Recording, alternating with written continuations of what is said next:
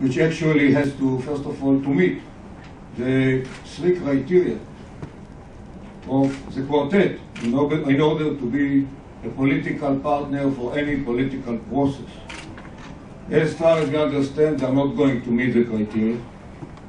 And as far as we understand, they decide to go on to be a terror government.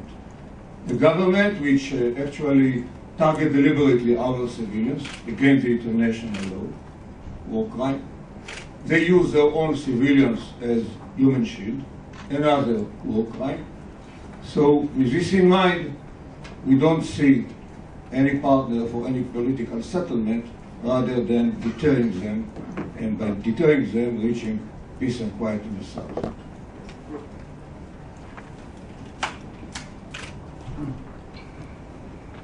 Vidar Norberg from the Norwegian bi-weekly Kalmar. Is it possible to get a peace or a lasting peace without taking control over the Philadelphia corridor? And do you intend to take an operation to take control of it?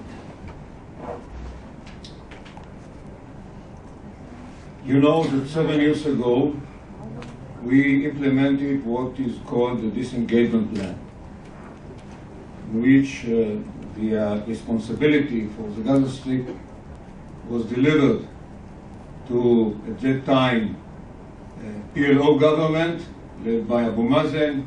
Later on, Hamas took over the government, part of it by elections, most of it by force.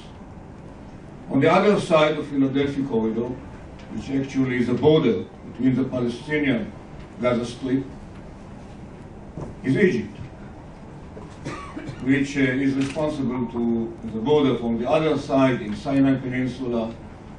So hopefully, with this in mind, this corridor should be, first of all, controlled by the Egyptians on their side to prevent the smuggling of weapons, whether through the tunnels, via Sinai Peninsula, and so forth.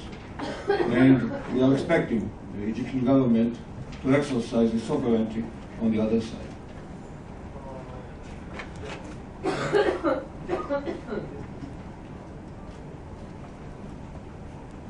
Kim Sen-Gupta from the Independent newspaper in London. Can you perhaps, Mr. Yalom, give us a bit more detail about the killing of the head of the rockets unit in Gaza? And also, secondly, if the air campaign is going so well, is there really a necessity for a ground offensive? For the first part, for Shibatum,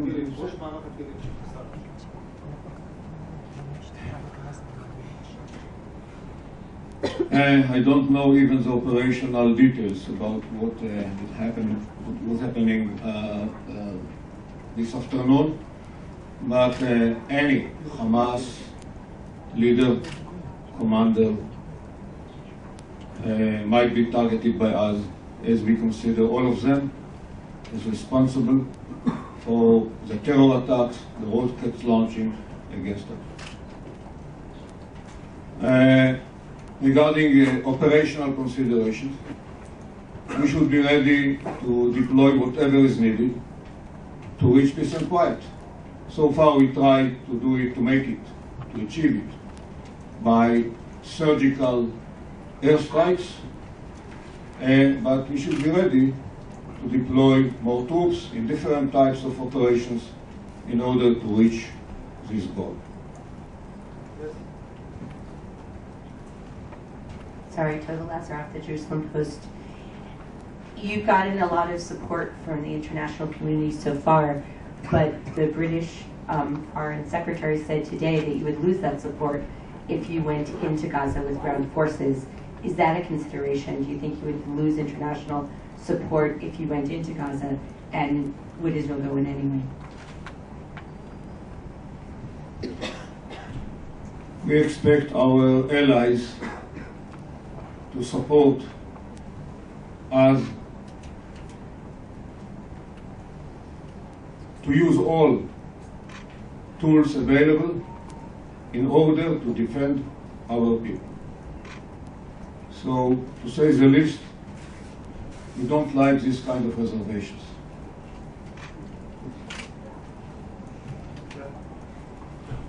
Thank you.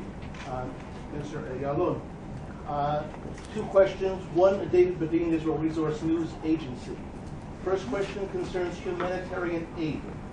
Will the civil administration continue to provide cash to UNRWA as it has every month, $13 million, which according to our sources is often used for munitions instead of humanitarian aid? There is no supervision of the cash. Concerning humanitarian aid that was announced today by the civil administration, what supervision will be given to make sure that medical supplies are not exchanged for munitions?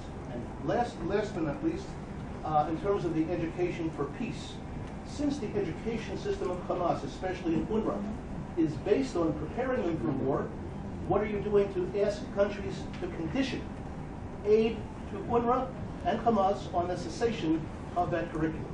Thank you.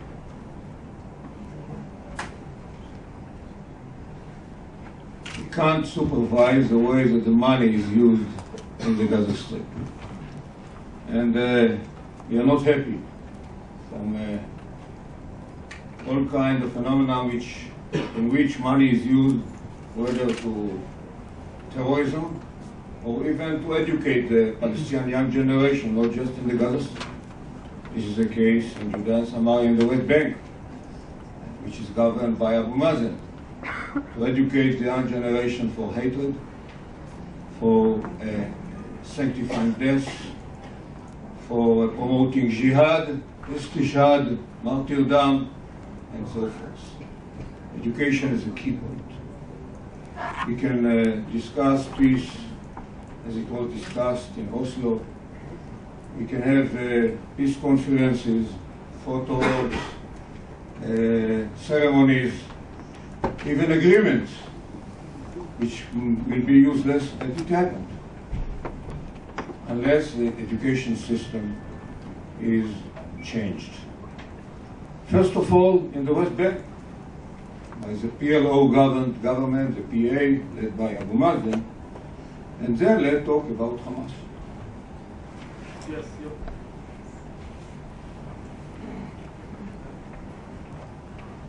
My name is Damien McElroy from the Daily Telegraph.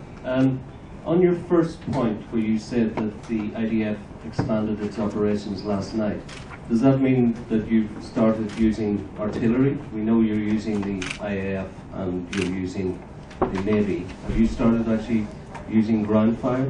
And then on the second question of ceasefire, is there any pressure from Western countries for you to engage in ceasefire talks through the Egyptians? For your first question, by saying that we were broadening the operation last night, I meant that we broadening the scope of targets which we targeted, like Hamas government offices, the Interior Ministry compound, and so forth. That's what I meant, not broadening the use of different weapons which we've been using in the last couple of days. Regarding ceasefire, we don't feel like we are under pressure. I made a statement about the reservation about what we heard from London. Regarding a ground operation, we feel like we should have the freedom of operation in order to be able to defend our countries without any reservations. But we don't feel that we are under pressure. I can quote even President Obama from the recent hours in a conference in Bangkok, saying very clearly Israel has every right to expect that it does not have missiles fired into its territory. And he said, we are fully supportive of Israel's right to defend itself from missiles landing on people's homes and workplaces and potentially killing civilians, and we will continue to support Israel's right to defend itself. This is the atmosphere in the international community, generally speaking. Harry Sherwood from The Guardian. You talk about surgical strikes. I've actually just come here straight from Gaza, and I think that the idea that the strikes are surgical I claim that we do deploy our Air Force and other troops in surgical operations. It is within our values as well as our interest to avoid what is called collateral damage or hitting non-involved people. For our soldiers, hitting non-involved people, not talking about women and kids, is a failure. Not like it is in the other side. They target deliberately our civilians. But when they use their own civilians as human shield, what is our choice? To allow them to hit our civilians? Having said that, it takes us a very long time to hit the rocket positions. Why? We could go with our Air Force, our military might, barging the, what is called the carpet barging system. We don't do it. We operate slowly, identifying the target, cleaning it from civilians around it, and then allow the airstrike. This is the way that we operate. That's why it takes us so long time. So, but in this case, we can't avoid collateral damage. If they position the rockets in densely populated areas, in mosques, schoolyards, we shouldn't be blamed for the outcome. And I don't want to compare the consequences of our military operation, not even Castle, the ratio between non-involved and involved, between the IDF operations and other Western military operations, whether in Iraq or Afghanistan. So this is a surgical operation. We pay price for it. We could have launched dozens of airstrikes at once without cleaning the area and having some more collateral damage. For the second question, what was it? It was, if you topple Hamas, you could get something that's even more unpalatable. You know, in the Middle East, usually you don't have a choice between good and bad.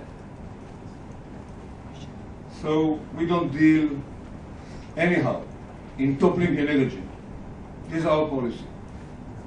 It is up to the Palestinians to decide who is going to govern them. They decided to have Hamas in the Gaza Strip. It's up to them. As long as Hamas offend deliberately our civilians, we don't have the choice but to hit him back. We don't claim to topple. This is not our mission. This is not the objective of the operation, to topple Hamas. It is to deter them. So the terminology of toppling is out of our scope. Yes.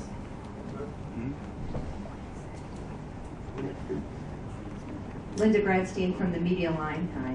What contacts have you had with the Egyptian government, and what role would you like them to play in this current issue? First of all, we hope that the Egyptian regime will play a positive role in this case and other cases. We believe that the peace accord between Egypt and Israel is vital to both sides. And we do keep the channels open with the Egyptian regime, using the security apparatus on both sides to have open channels.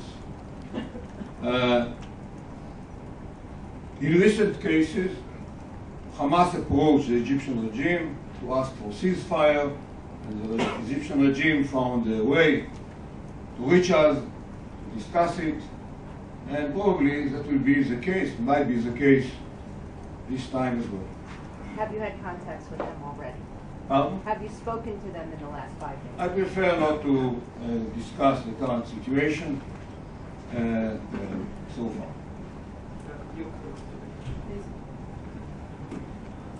Judith Whelan from the Sydney Morning Herald. Both sides are firing rockets at each other. Both sides are suffering casualties.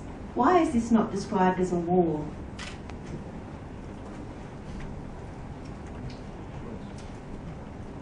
No. Unfortunately, we fight for our independence about 64 years. So we have to distinguish between a war like our Independence War, the Six-Day War, Yom Kippur War, in which we had to mobilize all our efforts, economic, military, whatever. In this case, as you heard, we allowed the mobilization of only 75,000 reservists, which is not all our military might, so can we consider it as a military operation rather than a war.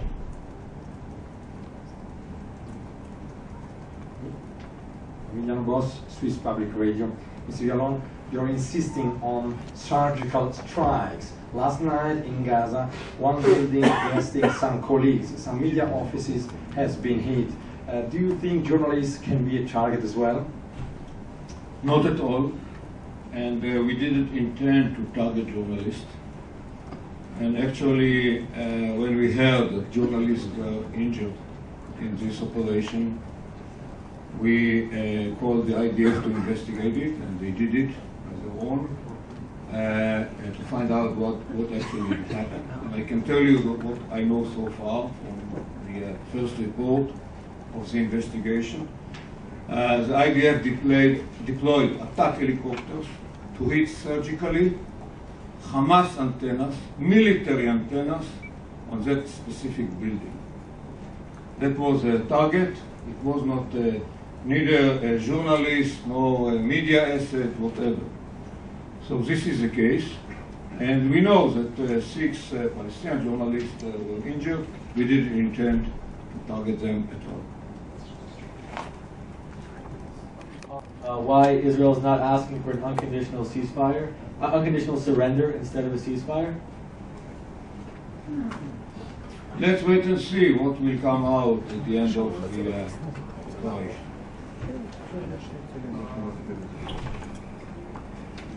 Hello, ZDF Germany. How far are we from ground operation? What is the red line, and how long do you have some timetable? How long can you let the soldiers wait on the border? I prefer to keep, in this case, to keep the red lines for ourselves and not to declare them publicly.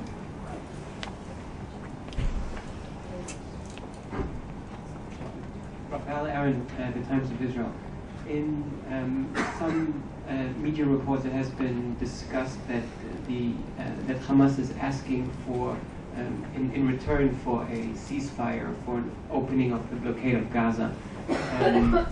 Would you say that the Israeli government is even considering lifting the blockade of Gaza in exchange for a long-term ceasefire with Egyptian security guarantees?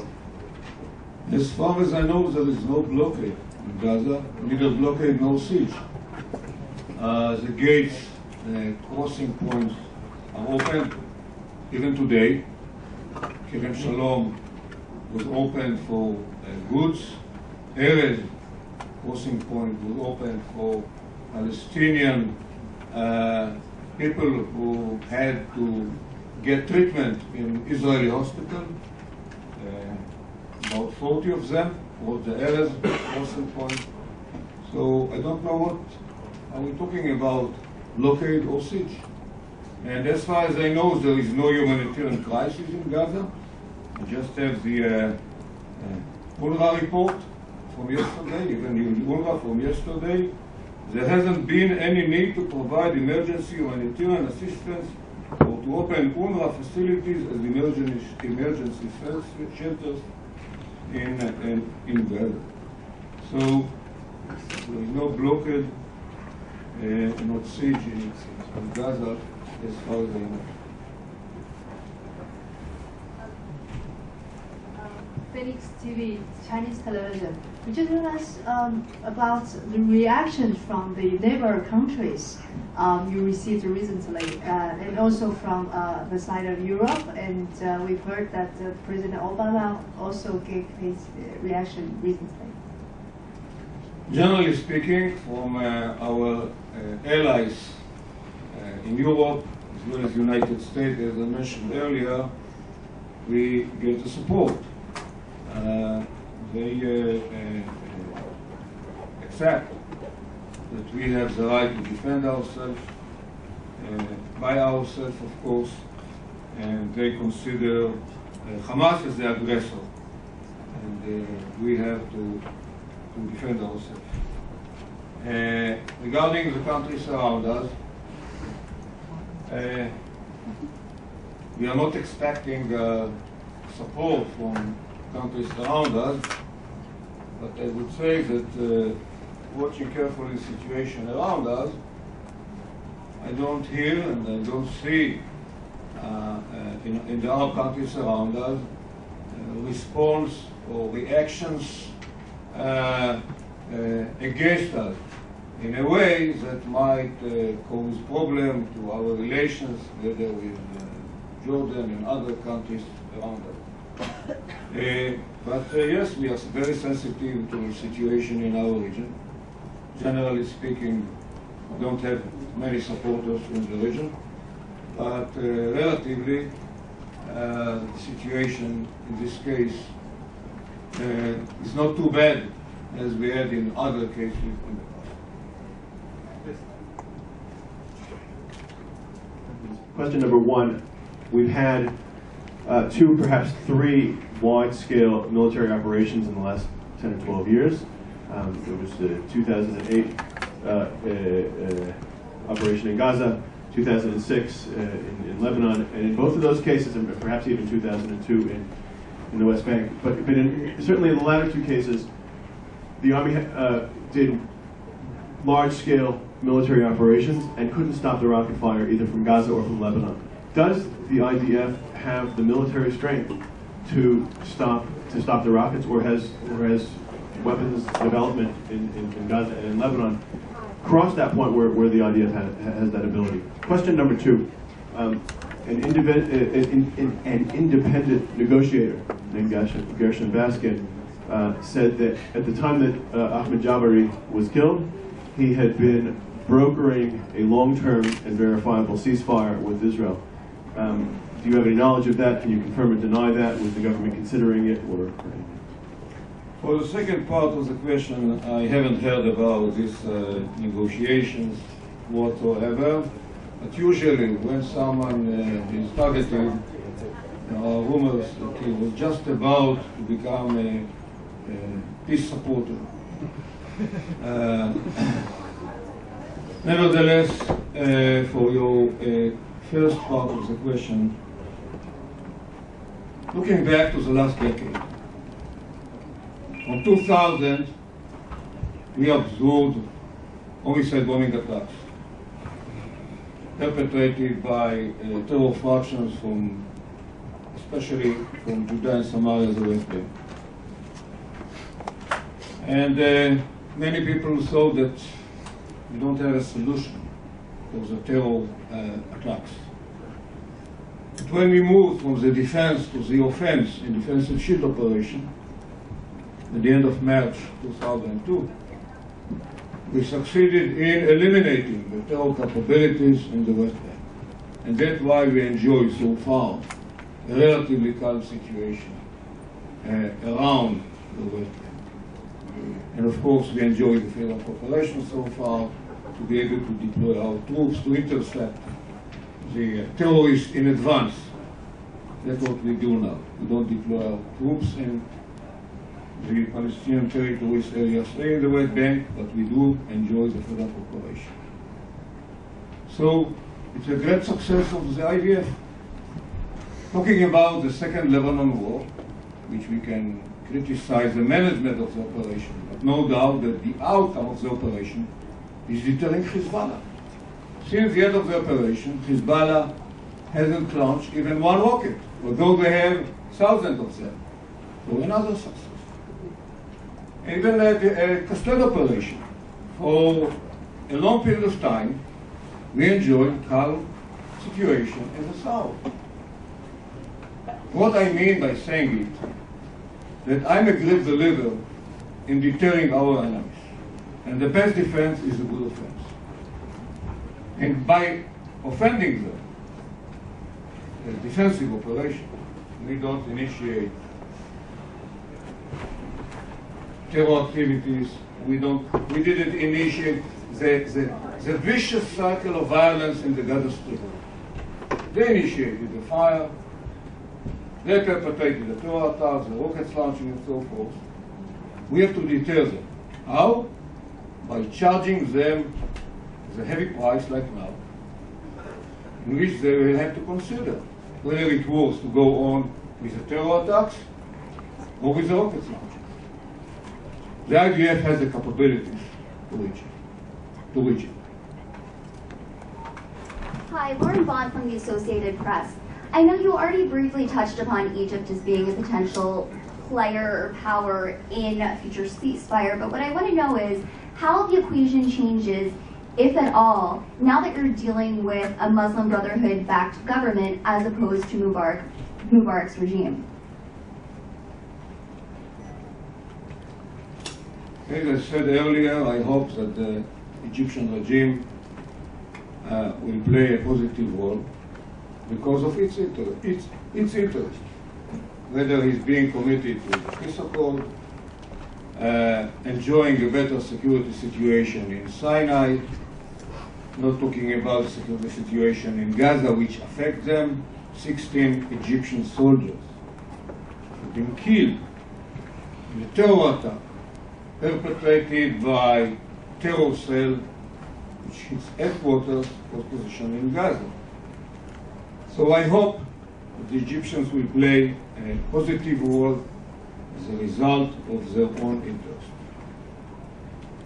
Can I just ask you, you mentioned Afghanistan and Iraq, and we've seen in those two wars how, if I may call them wars, how lethal it can be when troops go in on the ground, and lethal for the troops themselves, as well as for the civilian population. How concerned are you about Israeli casualties, which no one's really spoken about, Israeli casualties when, if there is a ground invasion? And also, of course, how concerned are you that Hamas will be using human shields in the event of such an invasion? There will be a significant increase in Palestinian civilian casualties as well.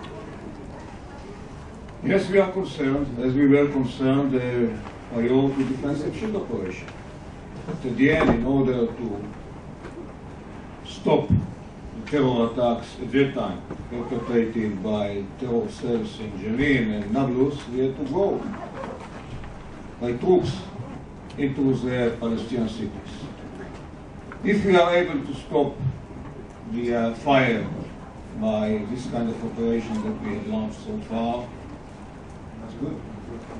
If not, in order to defend our troops, we have to send our troops to deal with the terrorists. It's another difference between us and Hamas. We send our soldiers to be in the front in order to defend our civilians in the rear. In their case, they hide themselves behind their civilians in order to use them as human shields. But we should be ready to go all the way, even in this case, to defend our civilians. This will be the last question. I don't need the mic. Hi, Eric Shore. I'm a blogger for the Times of Israel, and one of the activists involved with the Hasbara of this office today. It's a simple question. What would you say to the reservists and the soldiers down on the line right now and to their families around the country?